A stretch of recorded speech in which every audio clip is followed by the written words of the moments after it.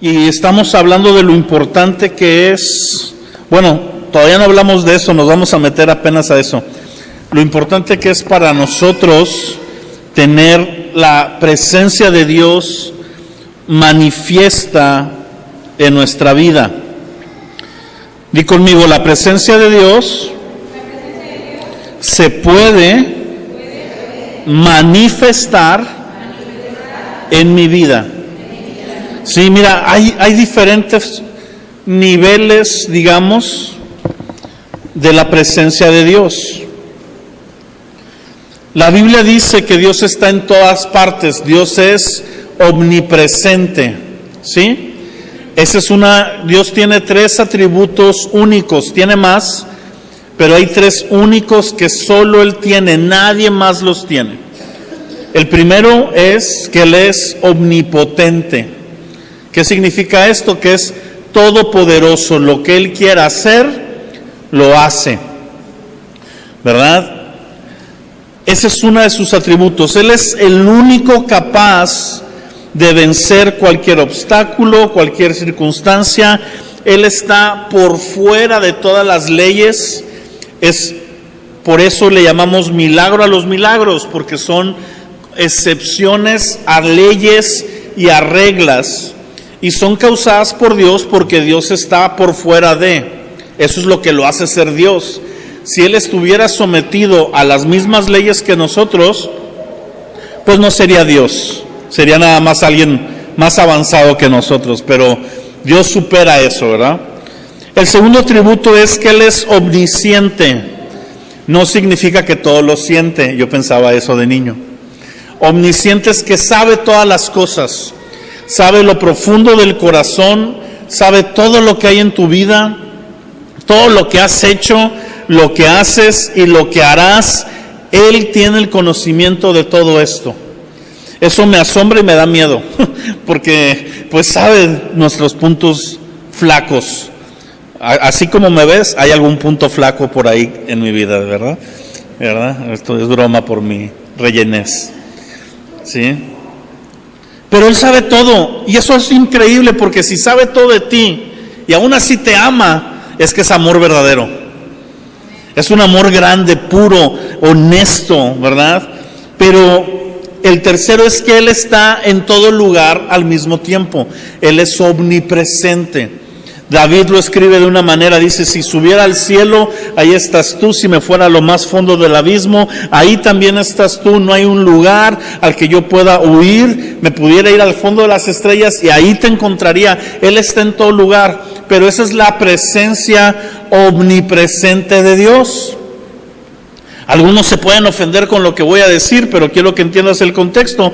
Esa presencia omnipresente de Dios significa que Dios está en una iglesia y está en un bar. ¿Sí me entiendes eso? Porque está en toda la superficie de todo lo creado. Pero la presencia manifiesta de Dios es cuando Dios, de alguna manera, por ponerte un ejemplo, se hace presente y visible enfáticamente en un lugar, o en una vida, en una persona, en una familia, en una región, qué sé yo. Y se manifiesta. Eso es lo que queremos hablar en esta serie, de la presencia manifiesta de Dios, porque dice la palabra que cuando Dios manifiesta su presencia, cosas increíbles suceden. ¿Por qué ocurrían milagros en la vida de la gente en los tiempos de Jesús? Porque la presencia manifiesta de Dios en la persona de Jesús llegaba a lugares.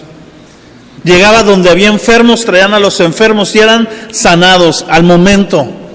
No en cómodas cuotas, ¿verdad? Los sanaban inmediatamente. Llegaba gente endemoniada y era liberada al instante. Había una necesidad, se acababa la comida, o más bien no había comida, y de repente se multiplicaba la comida. Había panes, había peces por doquier, porque estaba Emmanuel, Dios con nosotros, en la persona de Jesucristo. Y a partir de que Jesús se va, dice: yo no los voy a dejar solos, es más, les conviene. A mí siempre me vuela la cabeza eso, ¿sí? Quisiera tener una pantalla donde se pusieran emojis cada que digo algo, ¿verdad? Pero pondría el monito ese que tiene así como humo en la cabeza. Porque si Jesús nos dice que hay algo que nos conviene, pues realmente nos conviene, pero como que es un contradictorio, porque dice, les conviene que yo me vaya. Yo diría, ¿cómo me va a convenir que ya no estés aquí? Si yo hubiera sido uno de los 12, hubiera dicho, no, Señor, eso no es conveniente. Porque la palabra te conviene es que es mejor que lo que tienes. ¿Sí me explico? Cuando un joven anda saliendo ahí con una muchacha, ¿verdad? Y los papás ven al chavo que no le conviene. ¿Qué tratan de dar a entender? Que no es la mejor opción. O al contrario, ¿verdad? Ven que el vato está alto, moreno, guapo, tiene un lunar. Y dicen, te conviene. Ese está chido, ¿verdad? Échale el ojo. ¿Por qué? Porque es mejor que otras opciones. Y Jesús dijo, les conviene que yo me vaya, porque si yo me voy a enviar al Espíritu Santo. Y ahora, en vez de estar en un cuerpo físico solamente yo aquí, entre ustedes, voy a estar en el corazón de todos ustedes. Todos los que me entreguen su vida, el Espíritu Santo los va a llenar, los va a vivificar y van a tener la presencia manifiesta de Dios en sus familias, en sus casas, en sus trabajos, a donde quiera que ustedes vayan. Dijo en Juan 7, ríos de agua viva brotarán de ustedes. Y eso es a lo que queremos llegar. Pero hay condiciones para eso. Hay ciertos principios, y estamos hablando del principio de la honra. La semana pasada yo te hablaba de este versículo cuando Dios dice, yo honro a los que me honran, pero menosprecio a los que me tienen en poco. Y en el Eclesiastés 12:13, no lo busques, quédate en 1 Samuel 4, ahí es donde vamos a estar. Pero en Eclesiastés 12:13, si lo quieres nada más apuntar, dice la conclusión. Fíjate, Eclesiastés es un libro muy raro. Es un libro que a veces cuando lo lees de primera te saca de onda, porque tiene partes como muy pesimistas. Por ejemplo, el autor de Eclesiastés es el rey Salomón, y en una parte de su libro dice, probé todo, me di a todos los placeres, probé los vinos, los manjares, las mujeres, y me di cuenta de algo, que nada importa. Ay, Jesús. Y luego tiene otra parte donde dice, probé de todo, me sacié de todo, aborrecí por tanto la vida. ¿Sí? Ustedes piensan que fue José Alfredo Jiménez el que dijo no vale nada la vida no vale nada, pero no, fue Salomón, con otras palabras, dice, aborrecí por tanto la vida, me dio asco la vida, me asqué de vivir. Ay, pues sí, ¿verdad? El que tenía millones y lo gastaba en lo que fuera, se dio cuenta que todo su dinero, que todos los lujos, que todos los excesos no llenan. Porque nuestro corazón tiene un vacío que solo Dios puede llenar. Y si tienes a Dios y no tienes lujos, lo tienes todo y no importa. Pero puedes tener los lujos, los bienes, salud, dinero y amor, ¿verdad? Parece nombre de novela. Pero puedes tener todo eso y no tener a Dios y vas a estar incompleto. Y Salomón era un hombre que se alejó de Dios en medio del deleite y en medio del placer. Dios lo bendijo con una sabiduría sobrenatural.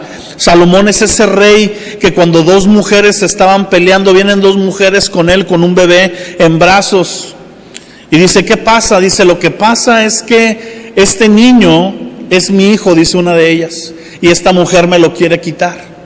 Y la otra contesta, no, es el mío. Fíjate, dimos a luz juntas y estábamos dormidas juntas, y en la madrugada esta se rodó y mató a su niño, lo asfixió y me lo cambió, ¿verdad? Y dijo que el muerto es el de ella, que el muerto es mío y el vivo es el de ella. Y se estaban peleando y estaban discutiendo. Imagínate el rey con dos mujeres discutiendo por un hijo. Y dice, a ver, vamos a hacer esto bien fácil, tráiganme una espada y vamos a partir el niño a la mitad. Y le vamos a dar una mitad a cada una. Y ya contentas las dos. Y entonces una de ellas dijo, no, déjaselo. no lo maten, que se quede con ella. Y en ese momento dijo el rey, denle a esta mujer el niño, porque ella es la mamá. A la que le dolió que lo fue. La otra dijo, sí, pártanlo hasta en 3, ¿verdad? Y este dijo, no, a él déjenlo. Y tenía una sabiduría que la gente venía. Bueno, él escribe muchas cosas. Y es como un discurso. De hecho, te animo a que leas en tu casa Eclesiastés. Son 12 capítulos cortitos. En una sentada te lo echas ahí antes de la comida. Pero termina diciendo esto, dice la conclusión, después de que filosofó con la vida y todo esto, dice, la conclusión es esto, cuando todo se ha ido, es esta, teme a Dios, guarda sus mandamientos, porque esto concierne a toda persona. Cuando ya todo acaba, cuando ya se trata de ver lo importante, dice esto, lo resumo en esto bien sencillo, dice Salomón, teme a Dios. Di conmigo, el temor de Dios. Y uno diría, ¿por qué le voy a tener miedo a Dios? Porque no entendemos la palabra correcta. Ahí la palabra temor no es miedo, es reverencia, es honra, es, di conmigo, asombro. Pero dilo como asombrado, asombro. Así se llama la enseñanza de hoy, se llama asombrados. ¿Por qué? Porque el asombrarnos de Dios y con Dios es algo que se ha perdido a lo largo de las generaciones. El respeto, el temor en general es algo que se ha perdido en las generaciones. Sí, por ejemplo, yo me pongo a ver las generaciones de antes, mis papás, cómo se referían a sus papás. La mayoría de ellos les hablaban de usted. Decían, oiga papá. La gran mayoría de esa generación así se refería a ellos. Oiga mamá, oiga papá. Y luego como que se fue diluyendo y ya entramos en el oye mamá, oye papá. Y se ha ido diluyendo más y ahí, hoy tienes a jóvenes diciéndole, yo soy tu amigo, al huerco de 3 años. No, perdóname, pero no son amigos. Ese niño necesita un papá, no necesita un amigo, no necesita una amiga, necesita una mamá. Una figura de autoridad y de respeto que impone respeto. No violentamente, sino su figura, su persona. Cuando se usa correctamente la investidura que Dios nos ha dado, se tiene respeto. A los maestros, por ejemplo, Dios me hallara amparado si yo se me ocurría en la escuela primaria o secundaria contestarle a un maestro, de entrar con él. Regaño seguro ahí, algunos hasta gizazo, ¿verdad? A mí todavía me tocó uno que aventaba borradores. No te pegaba, nada más te escamaba, pero te lo aventaba bien macizo. Hoy haces eso, no, derechos de los niños, ¿verdad? Hoy los alumnos portazo en el salón se salen, les gritan, los retan, porque el respeto se ha ido perdiendo en las generaciones.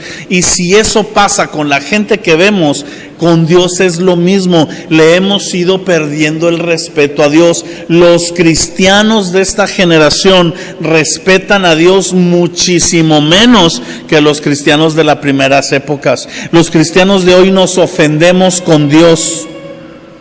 Nos enojamos si Dios no nos concede algo. Le ponemos ultimátums, le decimos, Dios, si tú no me concedes este deseo de aquí a 2 meses, yo me voy y busco otra opción. Y Dios en el cielo me lo imagino temblando y diciendo, no, por favor. Pero nosotros somos así. Te he platicado esta historia 100 de veces y la voy a contar otras 100 más, porque hay algunos que no la han oído. Entonces, mientras haya uno que no la ha oído, la cuento. Pero en Tampico, un joven que tenía problemas en su matrimonio se acercó a la iglesia, se acercó a buscar a Dios. A veces podemos buscar la solución correcta con el corazón equivocado. Él se acercó al lugar correcto, se acercó a buscar a Dios, No a la iglesia, no porque fuéramos nosotros, sino quería buscar a Dios y entendió como que Dios me puede ayudar a restaurar mi relación. El chavo tenía una hija como de 3 años, una relación de años con la mamá de esta niña, con abuso, adicciones, etcétera, pero le quería echar ganas. Y a la 3ª semana que fue a la iglesia, ¿cuántas semanas tenía? 3. Y creo que la del medio faltó, pero vamos a dársela por buena, 3 semanas. Se me acerca al final, me dice: pastor, ¿puedo hablar contigo? ¿Sí? ¿Qué pasó? Me dice: mira, te voy a ser bien honesto, yo ando medio agüitado con Dios. ¿Por qué? Me dice: porque llevo 3 semanas buscándolo y no se arregla nada. ¿De cuánto llevas de casado? 5 años. Y de esos 5, ¿cuántos llevas bien? 4 y medio. Digo, tú me estás diciendo que lo que has sembrado durante 4 años y medio de violencia, de abuso, de desatención, etcétera, ¿quieres que se solucione en 3 semanas? Dice: pues sí, Dios puede, ¿no? Le digo: sí, Dios puede. Le digo: pero Dios lo va a solucionar no con una varita mágica, sino primero tratando contigo, cambiando tu corazón, para que entonces tú puedas amar a tu mujer y tú puedas mostrarle el amor de Dios. Y como que dijo: esto es muy largo. Me dijo: no, hombre, pastor, si yo voy con la Santa Muerte, en 1 mes me tiene todo arreglado. Esa mentalidad es la que tenemos, que Dios es una opción más en la lista de cosas que podemos hacer, de santos a los cuales recurrir, de opciones en cuales creer. ¿Sí? Y no, Dios es Dios. Dios es el creador, es el Señor de todo, merece un respeto, una honra, y claro que es bueno, y claro que interviene, y claro que cambia vidas, pero no le podemos tratar con un ultimátum. No le podemos dar celos, no lo podemos poner en una competencia con San Pascual o con San Juditas o con la Santa Muerte. A ver, el que me conteste primero, ese es el bueno. Pues si no, es una pizzería donde el primero que llega a tu casa es el bueno. No estás hablando de tacos, no estás hablando de pizzas, estás hablando de Dios. Y el cristiano moderno que va a la iglesia cada domingo se ofende con Dios muy fácilmente. Entra en un tiempo de escasez económica, como si yo he diezmado, como si yo soy un hijo del rey, como si yo merezco todo, porque nos han vendido un evangelio donde Dios es alguien más que nos suple y no es Dios mismo. Y eso es lo que tenía Israel. Fíjate lo que le pasó al pueblo de Israel. El pueblo de Israel, capítulo 4, dice Samuel, te voy a contar una historia, la vamos a ir leyendo poco a poco, y fíjate cómo reaccionan ellos. Samuel habló a todo Israel. Samuel es este niño que nació en un milagro, ya creció, ya se volvió profeta y está dirigiendo a Israel. Dice: por aquel tiempo salió Israel a encontrarse en batalla con los filisteos y acampó junto a Ebenezer. Versículo 2: los filisteos presentaron batalla a Israel y trabándose el combate, Israel fue vencido delante de los filisteos, los cuales hirieron en batalla en el campo como a 4,000 hombres. Van a una guerra, están en medio de la guerra y pierden. Y cuando Israel pierde, regresan consternados porque se supone que no tendrían que perder. Ellos pensaban que Dios los iba a ayudar. Sin embargo, cuando tú te pones a leer lo que estaba viviendo Israel en ese tiempo, Israel en ese momento estaba en una desobediencia abierta con Dios. Samuel nace y crece en un tiempo de oscuridad, en un tiempo donde el pueblo no consulta a Dios. Y ellos pretendían que Dios los bendijera sin ellos caminar de la manera correcta, como mucho cristiano el día de hoy. Que por ir a la iglesia, por hacer esto, por cantar canciones, por usar lenguajes, pensamos que Dios nos tiene. Y usamos esa frase, Dios tiene que ayudarme. Mi amado, perdóname si te ofendo, Dios no tiene que. Dios lo hace porque es bueno, pero Dios no tiene que. Me acuerdo un día que estábamos en una pulga ahí en Monterrey, yo con mis 12 insensatos años, yo tengo 41, menos insensatos que esos, pero ahí vamos. Y yo andaba en mis 12 años, ya ves, punzando ahí casi la adolescencia, y quería un mugre juego ahí de Nintendo, y andaba mi papá ahí. Y me acuerdo que se me ocurrió esa maravillosa frase, me lo tienes que comprar. Los que conocieron a Saúl Rodríguez saben que decirle, me tienes que hacer esto, era prenderle un cohete en el pie, ¿verdad? Y con palabras que no puedo repetir, me dice, ¿que tengo que qué? Yo, que me lo tienes que comprar. Dijo, yo no te tengo que comprar nada.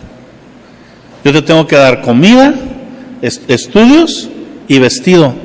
Es lo que te tengo que dar y te lo doy. Yo no te tengo que dar nada. Y otra vez palabras que no puedo repetir. Y me cayó el 20 y dije, sí es cierto. No tiene que, no porque es mi papá me tiene que cumplir el capricho. Sus obligaciones conmigo son unas. Y las está cumpliendo perfectamente. Pero cuando uno es inmaduro, porque eso fue a mis 12 años, no a mis 25. A mis 25 ya entendía que él no tenía que, pero que muchas veces quería y apelaba a su bondad, no al tengo que. Cuando maduré, me di cuenta de eso. Y cuando tú y yo somos inmaduros con Dios, le faltamos al respeto muchas veces. De manera muy ligera. No respetamos sus puntos, no respetamos sus conceptos, no respetamos sus formas. Leemos en la Biblia que Él quiere que las cosas se hagan de una manera y nosotros decimos, pero yo creo que sería mejor hacerlo así. Dios no puede actuar como Él dice que va a actuar, tiene que hacerlo como nosotros creemos. Y así no son las cosas. Había una frase, ¿verdad?, muy antigua, no sé si la sigan usando, pero pues los patos no le tiran a las escopetas. Tenemos que cuadrarnos a los planes de Dios. Ahora fíjate lo que hace Israel. Versículo 13, cuando volvió el pueblo al campamento, los ancianos de Israel, con ancianos no se refiere a gente de edad, sino a gente que era líderes. Dice, ¿por qué nos han herido hoy delante del Señor los filisteos? Y a alguien se le prende el foco de la religiosidad y dice, traigamos a nosotros de Silo el arca del pacto de Dios, para que viniendo entre nosotros nos salve de la mano de nuestros enemigos. Y envió el pueblo a Silo y trajeron de allá el arca del pacto de los ejércitos que moraba entre los querubines.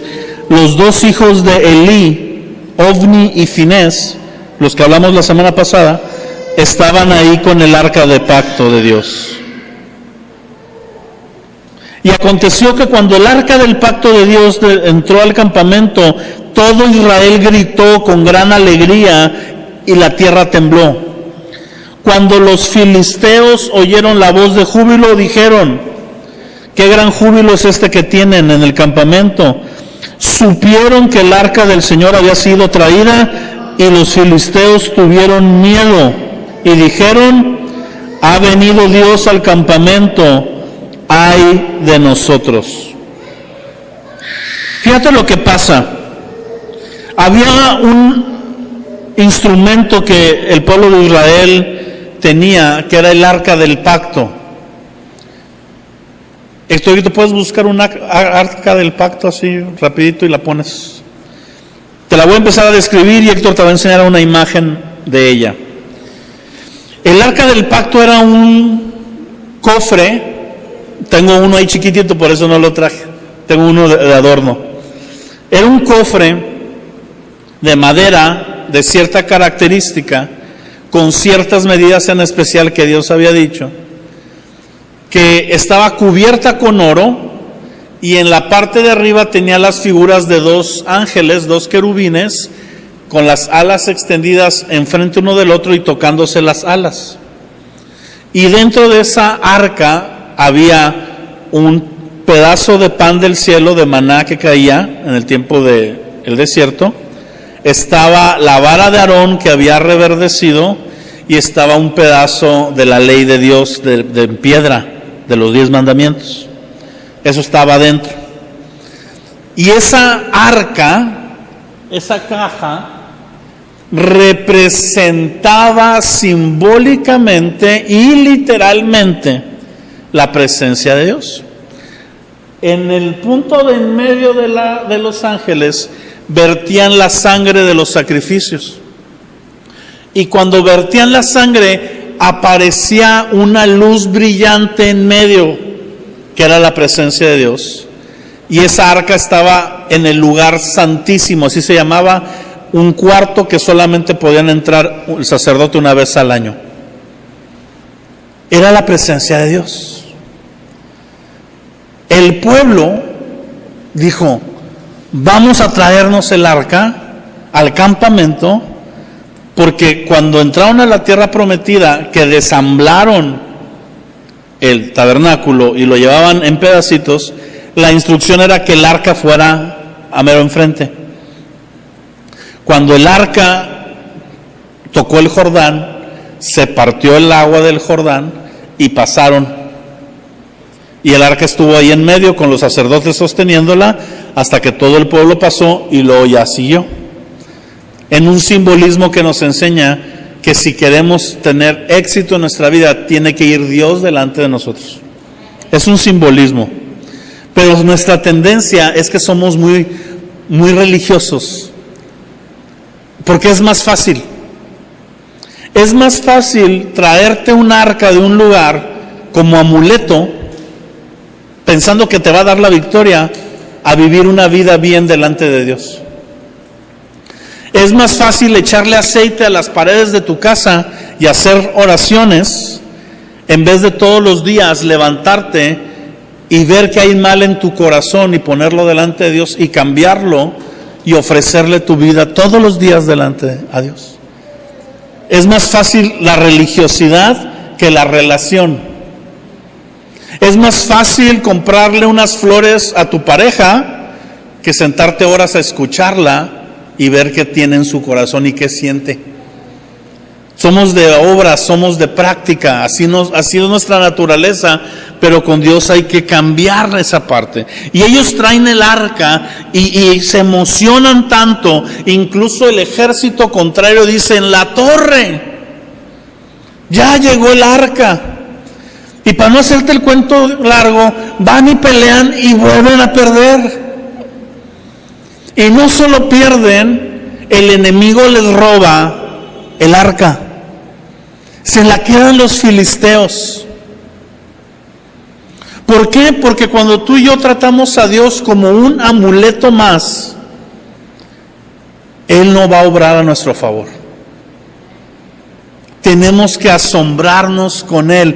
Tiene que haber honra. Me llama la atención que el pueblo enemigo tenía más temor de Dios que mismo Israel. Ellos dijeron: ya perdimos. ¡Ay de nosotros! ¡Pobres de nosotros! ¿Por qué? Porque Israel se le hizo cosa ligera. Tráete el arca y ahí ponla y vamos a ganar.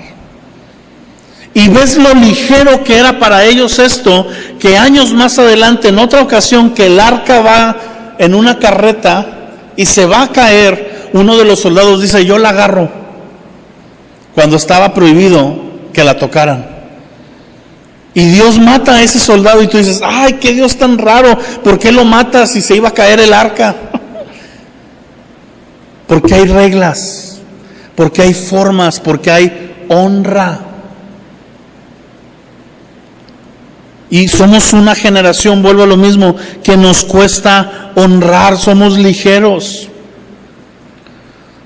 Por eso aquí tratamos de inculcar una cultura de honra. Nuestros cantos tienen que ver con quién es Dios. Hace rato que le estábamos cantando cuán grande es porque cuando yo canto eso, en mi corazón se va revelando esa verdad. Y voy entendiendo que estoy en un trato con un Dios amoroso, maravilloso, tierno, que me permite acercarme tal y como soy, pero que sigue siendo Dios, que sigue siendo grande y temible, que me tengo que asombrar con Él. ¿Cómo no asombrarme? Ahora que andábamos, para envidia de ustedes, en Huatulco, ¿cómo no me asombro de la belleza de lo que hace Dios? Llegas y ves el paisaje hermoso, el agua hermosa, las piedras ahí, las islas, las bahías. Y eso no lo hizo un hombre, no lo hizo un complejo turístico. Se fueron a sentar ahí, pero ellos no lo hicieron. Eso lo hizo el Señor. Estábamos caminando por la orilla de la playa y en serio, tal vez se te hace tan X, pero a mí se me hace tan profundo ver cómo llegan las olas y se regresan. Y llegan otra vez hasta el mismo punto más o menos, centímetros más, centímetros menos, y se regresan. Y luego leer en el libro de Job que dice Dios: yo le puse límites a las olas y al mar para que no los traspasen. Y verlo ahí, ver en la noche que está el mar inmenso y la profundidad y las estrellas, y leer en la palabra que Él dice que Él conoce a cada una de las estrellas del cielo y les puso un nombre. Yo a veces no sé ni cómo se llaman todos ustedes, somos 50. De repente digo, háblale a aquel fulano, ¿verdad? Mi mamá tiene 4 hijos y nos cambia los nombres. Llega conmigo Magali, Yucay, tú, Saúl, tú, Abimael. Ya, el último fui yo. Y Dios a las estrellas, todas, un nombre. Y cuando tú te pones a ver esto de las estrellas en modo serio, te das cuenta que nosotros en la tierra somos un puntito en la nada, en el espacio. Ni siquiera somos el planeta más grande de nuestro sistema solar. Tenemos un sistema solar de 9 planetas, no somos ni el más grande de nuestro barrio. Si nos brincamos al barrio, entramos a la galaxia, es la Vía Láctea. No somos ni el sistema solar más grande de la Vía Láctea. Y luego al lado está Andrómeda, otra galaxia, millones con millones de estrellas más que nosotros. Cada estrella que ves es un sol. Y no es Luis Miguel. ¿Sí? Y nosotros tenemos nuestro sol aquí personal propio de nosotros para nuestro pequeño barrio. Y te vas yendo a las galaxias y galaxias y galaxias. Te das cuenta, la estrella más grande que tiene el hombre noción de que existe el ser humano se llama Alpha Centauri. Es alrededor de 90 millones de veces nuestro sol. Son números que yo no alcanzo a dimensionar. Y que están a millones de años luz. ¿Sí sabes que cuando tú ves una estrella ves el pasado? Porque la luz que estás viendo no es la luz que está emitiendo en ese momento, es la luz de minutos atrás. Nos llega, el sol a nosotros llega alrededor de 7 minutos de diferencia, la luz del sol a la Tierra. Ahora, Alpha Centauri son años luz. Y ves todo eso y te metes a ver ahora al ser humano por dentro, los cromosomas, el ADN que está perfectamente hecho. Increíble todo, cómo embona, cómo nuestro sistema trabaja. Nunca te has descompuesto. Te aseguro que se te ha acabado más veces la batería del carro a que tú te levantes y digas, no arranco. A tirón y jalón, ahí andamos. Me duele la asiática y me duele, dijo un amigo, me duele la asiática. Le digo, no es la asiática, ¿verdad? Pero ¿te has dado cuenta? En mi caso, mi cuerpo lleva 41 años todos los días sirviendo. Es un cuerpo perfecto que lo hizo un creador. Así que no estamos jugando con el vecino. No estamos jugando con la nada, estamos tratando con un ser glorioso que le pone atención al átomo más pequeño de tu cuerpo y al sol más grande de todas las galaxias que existen. Los dos están trabajando al mismo tiempo porque Él sostiene las dos cosas. Y te preocupa que se le olvide que tienes que pagar la luz. Te va a proveer para la luz, te va a proveer para tu sanidad, te va a proveer para que tus hijos tengan, te va a proveer para que tus generaciones anden, va a proveer para que esta iglesia crezca, pero no es en nuestras formas, en nuestros tiempos y a nuestras maneras, es en los suyos. Y a nosotros nos toca confiar, amar y depender de Él en una honra. Porque si yo honro a Dios, Dios ha prometido en su bondad que Él honra a los que le honran. Pero cuando para mí Dios es un amuleto, es traer la Biblia en el carro para no chocar, no, maneja bien, no te pases el alto. Un amigo, en serio, se los he contado, compró una Biblia de estudio de 800 pesos en aquel entonces, ahorita han de estar como en 2,000, carísima, de París la Biblia, y la traía en el carro y nunca la bajaba. Yo le dije, ¿y para qué la compraste si no la bajas? Es que es para no chocar. Y luego le pregunté, oye, ¿y traes seguro tu carro? No. Pues primero cómprale un seguro, aunque sea daños a terceros, y luego ya traes la Biblia ahí. No son amuletos. No son amuletos. Dios no es un amuleto, Dios es una persona. Y no es como nosotros, está encima de nosotros, pero nos da libre acceso a Él, en amor y en gracia. Cuando yo entendí eso, mis amados, mi vida cambió radicalmente, porque me empecé a asombrar. Todos los hombres de la palabra de Dios que lograron algo increíble, vivieron vidas asombrados de Dios. Con un asombro. David, lee los salmos. Los salmos son libros de asombro tras asombro tras asombro. Moisés, asombrado de Dios y de su maravilla. Abraham, asombrado de Dios y de quién era. Pero quiero terminar leyéndote una historia y con esto termino. Acompáñame a Génesis, hablándote del asombro de Dios.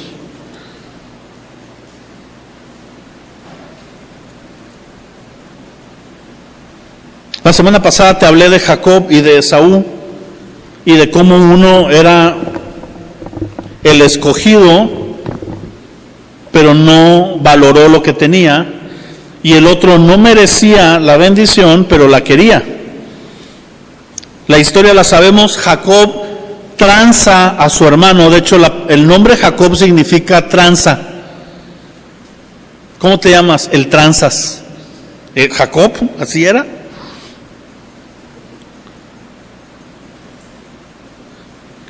Y cuando tranza al hermano,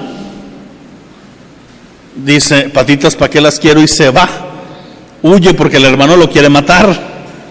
Cualquier parecido con nuestras familias es otra cosa, ¿verdad? El hermano que tranza ahí se queda con los terrenos de la abuela y los andan buscando todos los demás. Y se pela, dice, vámonos. Pero él tenía una actitud correcta con un corazón equivocado. Es decir, él estaba valorando lo que tenía que valorar, pero tenía cosas que arreglar. Y Dios dice, yo no tengo problema con esto, yo puedo cambiarle el corazón. Lo que no puedo hacer es que cambiarle la perspectiva, que él valore lo que no valora. Con Esaú era al revés, tenía la herencia pero no la valoraba. Así que con Jacob dice, yo voy a tratar con este cuate, y cuando va huyendo, se duerme en un lugar. Vamos a Génesis 28.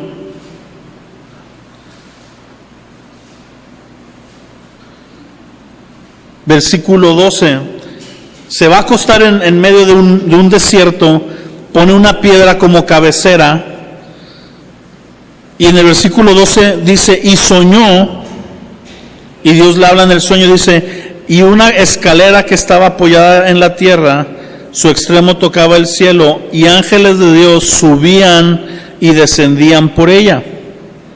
Y aquí el Señor estaba en lo alto. ¿Dónde estaba el Señor? En lo alto, porque Él es por encima de todo. Y le dijo a Jacob, le dijo, yo soy el Señor, Dios de Abraham tu padre y de Isaac tu padre, y la tierra en la que estás acostado te la daré a ti y a tu descendencia. Será tu descendencia como el polvo de la tierra, y te extenderás al occidente y al oriente, al norte y al sur, y todas las familias de la tierra, en las cuales estamos tú y yo metidos, serán benditas en ti y en tu simiente. ¿Por qué? Porque de Israel iba a venir Cristo, y en Cristo todo ser humano, toda familia de la tierra encuentra salvación. Amén. Me encanta este versículo, el versículo 15, de hecho, es un versículo de los que me lo tomo muy personal. Dice, he aquí, yo estoy contigo. Fíjate, con el tranza que está huyendo, Dios está ahí, Dios está contigo a pesar de tus fallas. Te guardaré por donde quiera que fueras, te regresaré a esta tu tierra, porque... Y este versículo es el que me gusta mucho. No te dejaré hasta que haya hecho lo que te he dicho. Si Dios ha dicho que va a hacer algo contigo, no te va a dejar. Y eso está bien padre y también muy complicado, porque cuando andes cascabeleando, no te va a dejar.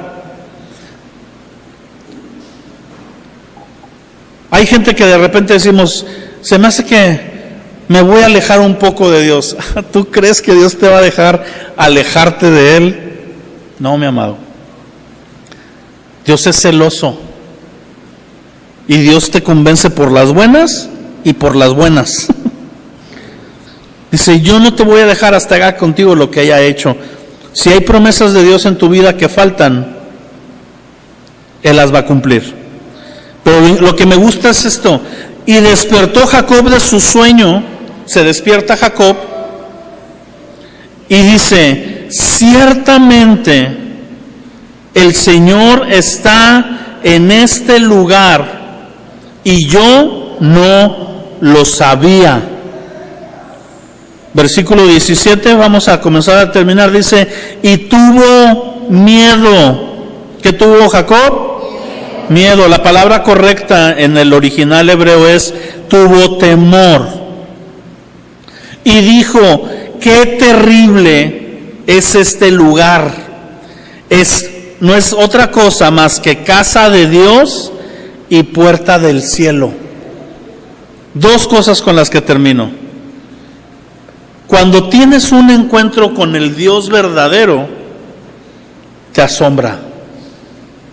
Jacob se levantó asombrado. Lo que le dijo era bueno, lo que le dijo era grandioso, y no se levantó a ponerlo en Facebook, a subirlo en Twitter o a hacer un libro autobiográfico, El sueño y yo. No, se levanta y dice, wow,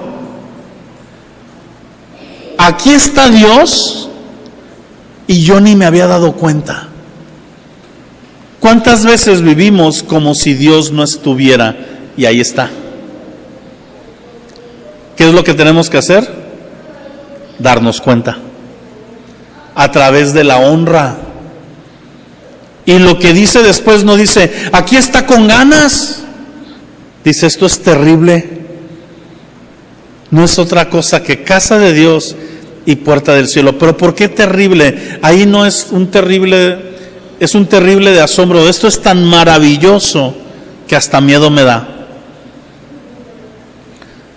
Cuando en la pesca milagrosa Jesús hace que vengan los peces, cuando toda la noche no han pescado, Pedro se pone de rodillas y dice, ¿quién eres, Señor? Cuando Isaías tiene la visión, dice, voy a morir porque está Dios delante de mí. asombro. Yo hoy quiero que te vayas meditando en tu casa. ¿Cuándo fue la última vez que te asombraste con algo que Dios hizo en tu vida o cómo Dios se manifestó? Y yo te aseguro que si escarbamos, tienes a diario cosas por las cuales asombrarte.